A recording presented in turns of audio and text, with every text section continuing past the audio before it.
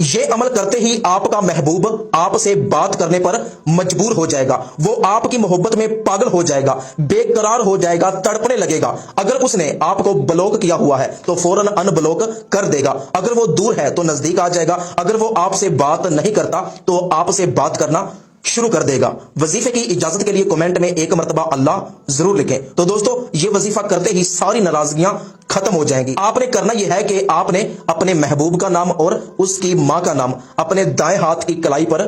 لکھ لینا ہے۔ پھر آپ نے آنکھیں بند کر لینی ہے، اپنے محبوب کا تصور کرنا ہے اور آپ نے اپنے بائیں ہاتھ کی ہتھیلی اس کے نام کے اوپر اس طرح اپنی کلائی پر رکھ لینی ہے اور آپ نے 141 مرتبہ لا الہ الا اللہ محمد الرسول اللہ الحب فلاں ابن فلاں الحبی فلاں بنت فلاں 141 مرتبہ اول و آخر درود پاک کے ساتھ پڑھ کر